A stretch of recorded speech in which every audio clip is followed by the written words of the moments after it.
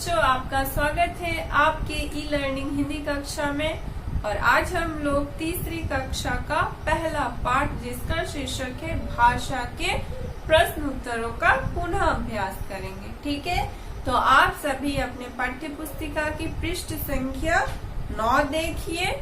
पहले हम लोग पाठ को दोहराते हैं, आओ दोहराएं। ठीक है, भाषा मन के भाव प्रकट करने का साधन है। आप सभी को मालूम है, भाषा हमारे मन के भाव को प्रकट करने का साधन है। ठीक है, हम दूसरों के विचार सुनकर और पढ़कर समझते हैं, और हम लोग दूसरों के विचार, दूसरों के मन के भाव को सुनकर और पढ़कर समझते हैं। ठीक है, हम अपने विचार बोलकर और लिखकर दूसरों तक पहुंचाते हैं, और हम अपने मन के विचारों को क्या करते हैं, बोलकर और लिखकर दूसरों तक पहुंचाते हैं। ठीक है, मौखिक और लिखित भाषा के दो रूप हैं।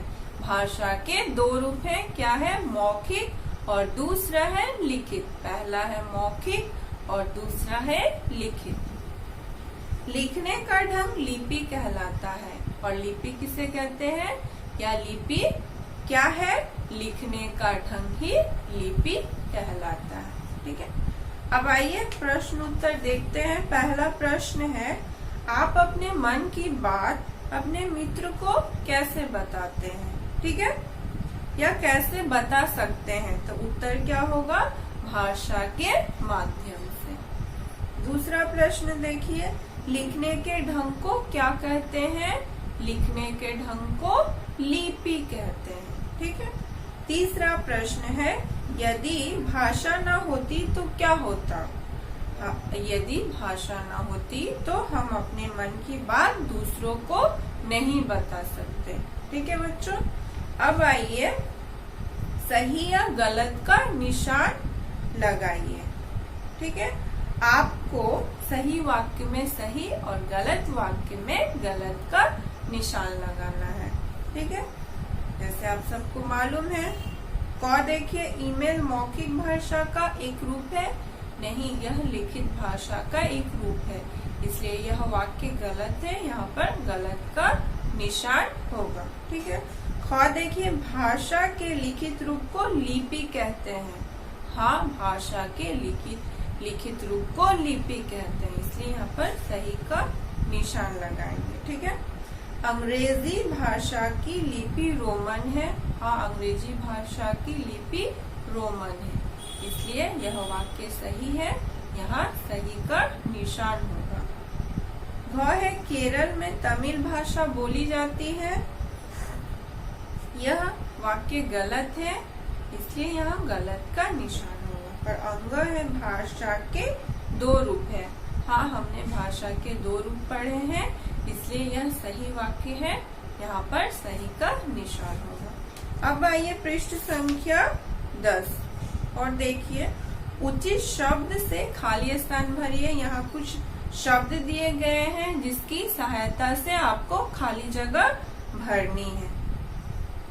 ठीक है, जैसे क है, क नंबर देखिए, हम खाली जगह अपने विचार दूसरों तक पहुंचाते हैं और दूसरे उसे पढ़कर समझते हैं। तो खाली जगह में क्या होगा, हम लिखकर अपने विचार दूसरों तक पहुंचाते हैं और दूसरे उसे पढ़कर समझते हैं। उसी प्रकार ख है, बोलकर अपने विचार प्रकट करना भाषा का मौखिक रूप कहलाता है। ठीक है, ग है, हर वर्ष 14 सितंबर को हिंदी दिवस मनाया जाता है। ठीक है, घ देखिए, भाषा को लिखने का ढंग क्या कहलाता है, लिपि कहलाता है। ठीक है, अंग देखिए, मराठी भाषा की लिपि देवनागरी है। ठीक है, अब आइए तीसरे प्रश्न में, नीचे चित्रों में दी गई पोशाकों को ध्यान से देखिए और बताइए कि यह किन प्रांतों यानी राज्य में पहनी जाती है। उन प्रांतों की भाषाओं के नाम भी लिखिए।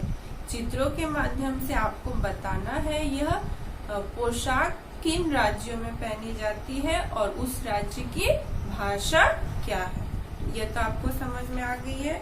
उसी प्रकार पृष्ठ संख्या 11 में देखिए 4 नंबर प्रश्न।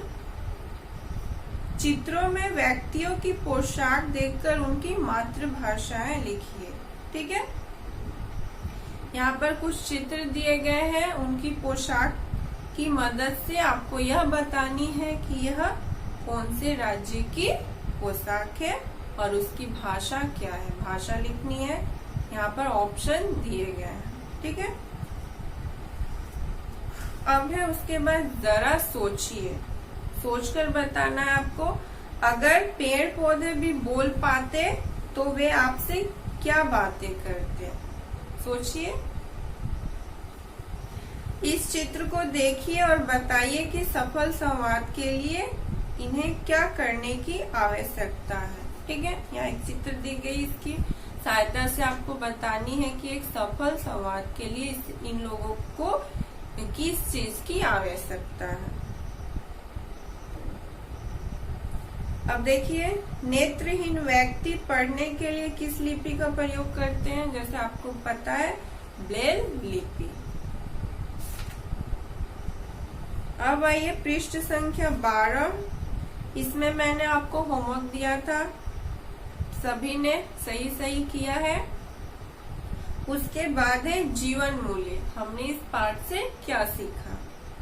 सभी भाषाओं का सम्मान कीजिए। जितनी सारी भाषाएं हैं, जितने सारे राज्य हैं, उनकी भाषाओं का हमें सम्मान करना चाहिए और हमें अपने मातृभाषा का भी सम्मान करना चाहिए, है ना बच्चों। उसके बाद देखिए, भाषा सबको जोड़ती है, तोड़ती नहीं, इसलिए इसका विस्तार करना चाहिए। भाषा हमें एक दूसरे से जोड़ती है, तो जितना हो सके हमें इनका विस्तार करना चाहिए, इन्हें फैलाना चाहिए, है ना।